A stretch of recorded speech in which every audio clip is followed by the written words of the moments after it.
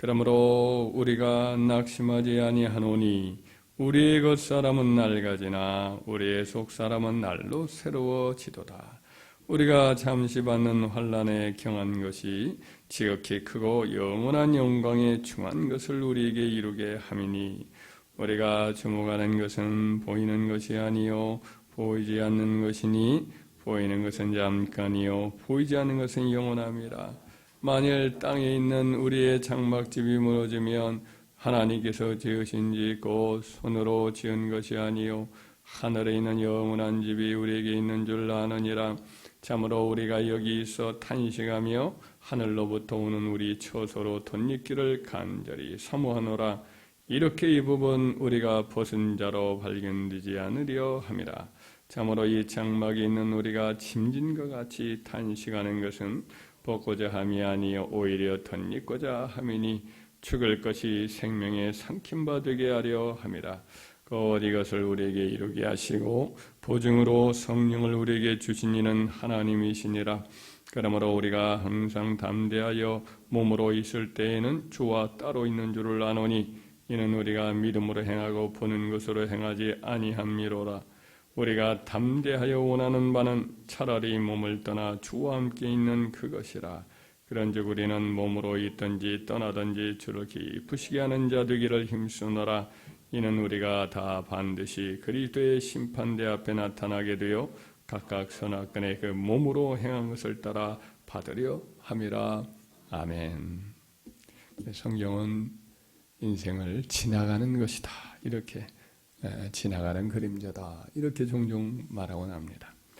시편 144편 4절에 사람은 헛것 같고 그의 날은 지나가는 그림자 같은 이다 라고 노래하고 있습니다. 사도 바울도 고린도 교회 성도들에게 쓴 편지에 세상 물건을 쓰는 자들은 다 쓰지 못하는 것 같이 하라. 이 세상 형적은 지나감이라 라고 했습니다. 사도 요한도 흩어진 성도들에게 썼던 그 순환적으로 읽도록 되어 있는 편지를 보면 이 세상도 그 정욕도 지나가되 라고 말을 했어요. 세상의 모든 것들은 다 이제 이처럼 낡아지고 점점 이제 기능이 약해지고 우스게 되고 결국에는 사멸하게 돼 있어요. 그래서 자연 법칙도 그래요. 자연 법칙 중에 이제 엔트로피 법칙이라는 법칙이 있는데 이 과학자들이 연구를 해보니까 모든 에너지는 쓸 수 있는 데서 쓸 수 없는 것 쪽으로 이렇게 변질되어 간다는 거지요. 그래서 예를 들면 석탄을 썰면 석탄을 이제 태우면 그 열 에너지가 소실이 되면서 이제 새까만 것들이 없어지잖아요. 하얗게 되잖아요. 이와 마찬가지로 태양도 그러하고 모든 자연 만물들이 이와 같이 없어지고 흩어지고 사라지는 거라는 거죠. 우리 인생도 마찬가지인데 하나님의 사람들은 이런 인생의 이와 같은 점을 깊이 깨닫고 인생을 나그네 길이다 이렇게 고백을 하곤 했어요. 파란만장한 삶도 살았고 삶의 밑바닥도 인생의 정점도 함께 경험했고 성령의 깊은 교제도 경험했다가 또 죄악의 밑바닥도 경험을 하였던 이 다윗 이분이 이 땅의 한계, 이 지상의 삶의 한계를 깊이 인식하고 고백하기를 그의 말년이지요. 이제 성전을 세우기 위한 모든 것들을 잘 이렇게 준비하고 하나님께 봉헌을 하고 나서 대표 기도를 합니다. 하나님 앞에.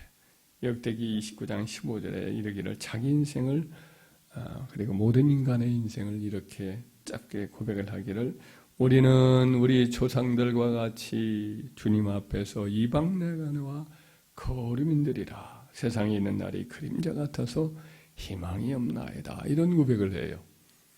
하나님은 영원하신 분인데 인생이 자기도 살다 보니 거의 70이 가까이 되었고 70세의 세상을 떠나는데 참 파란만장한 삶을 살았잖아요. 이 아들에게 쫓기고 죽을 뻔하기도 하고 사울에게 젊은 날에 시달려서 매번 도망다니기도 하고 그러다가 또 평안한 날도 있다가 또 영광에 도취해서 그만 하나님을 잠깐 잊어버리고 은혜를 저버린 일도 있고 해서 이 다윗의 삶은 그야말로 우여곡절이 많았던 삶이잖아요. 그러니까 그의 삶의 과정을 통해서 가만히 생각을 해보니까 인생은 잠깐 있다가 또 사라지는 나그네 인생과 같더라 이거예요. 자기 옛날에 조상 아브라함과 이삭과 야곱과 다를 바가 없던 거지. 그분들은 평생에 떠도는 삶을 살았어요. 갈대아 우라에서 떠나와서 약속의 땅에 도착을 했지만 집 한 채 지은 적도 없고, 그들은 늘 천막생활을 하면서 며칠 있다가 떠나기도 하고 한 달 있다가 떠나기도 하고, 잠깐 장막을 가지고 있다가 또 양치러 가는 곳에 가서는 또 동굴에 자기도 하고, 그런 세월을 늘 보냈어요. 돈이 없어서도 아니에요. 왜 그랬느냐? 인생 자체가 그런 것임을 하나님 앞에서 그들은 깨닫게 되었기 때문에 그랬던 것이고, 그래서 그들은 약속의 땅 가나안을 하나님이 선물로 주셨어요. 이 땅이 너희 땅이다. 너희 후손들이 살 땅이다. 하지만 그것으로 참된 만족이 있다는 것을 발견할 수가 없었어요. 그래서 하나님과 영원히 함께 사는 것만이, 생명의 근원이신 하나님과 함께 사는 것만이 참된 안식이 되겠구나 생각을 하고, 아브라함도 저 하늘의 본향 하나님이 계신 곳을 들어가기를 바라고 이 땅에서는 나그네로 살았어요. 그래서 본인도 바로 그와 같이 이 땅은 나그네 길이구나, 이 땅은 타향살이구나 하는 깨달음을 진실하게 가지고, 그래서 하나님을 바라보면서 하나님 앞에서의 나그네 삶이다, 이런 인생의 탄식을 그는 고백을 하고 있는 거죠. 이 땅에서는 아무리 해도 슬픈 일도 있고, 또 아픔도 있고, 이별도 있고, 또 전쟁도 있고, 또 질병도 있고, 또 죽음의 두려움도 있고 해요. 우리가 내 마음대로 내 인생을 살아가지 못해요. 운명 자체가 무슨 바퀴를 달리는 듯 우리를 끌어가는 듯한 그런 어려움도 우리가 겪곤 합니다. 하지만 이 모든 것은 다 지나가는 거예요. 영원한 것이 이 세상의 것이 지나가면 진정한 것이 우리 것이 올 거예요. 우리의 영원한 것이 우리에게 다가오게 될 것입니다. 더 이상 슬픔도 눈물도 아픔도 질병도 이별도 없는 세상이 우리에게 열릴 것입니다.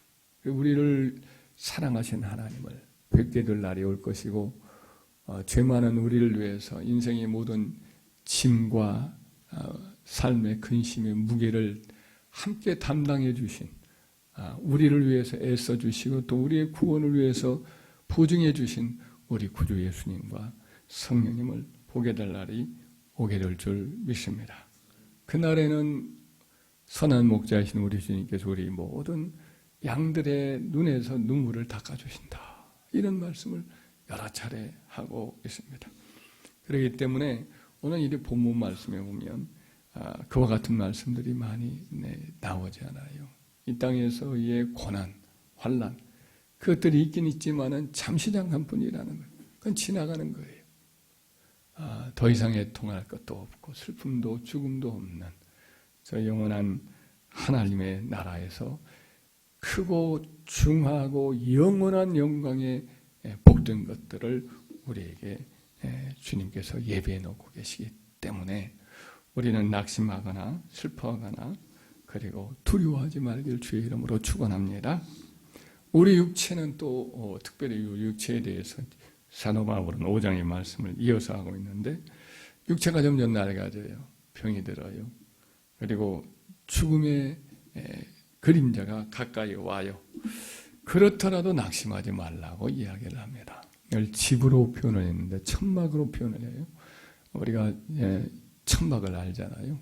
천막을 요즘은 뭐 이렇게 보기가 좀 쉽지 않지만 요즘은 천막도 잘 만들어요. 그래서 시장에 지붕 같은 거 천막을 만들기도 하는데, 옛날에 저희가 봤던 천막, 동네에 무슨 잔치를 하면 금세 천막을 치잖아요. 동네 사람들이 마을 단위로 천막을 만들어가지고 상가집이나 잔치집이면은 천막을 치곤 합니다.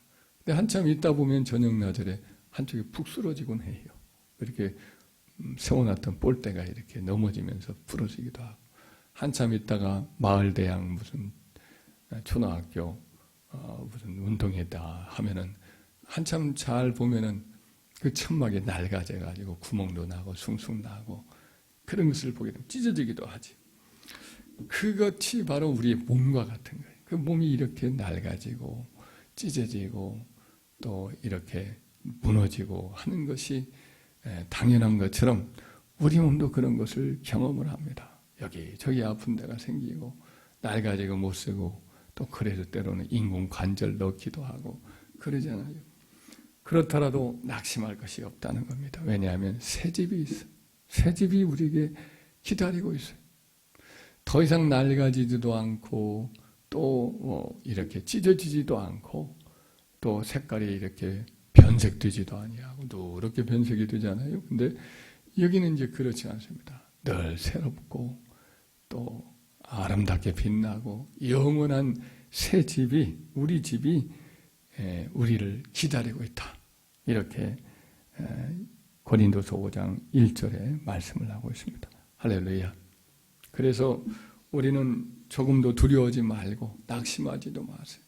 우리가 바라보는 것은 지금 보이는 것만 바라보는 때가 많이 있는데 우리 그리스도인들의 시선은 보이는 것에 주목하는 게 아니라 보이지 않는 것을 주목하고 바라보며 살아야 할 줄 믿습니다.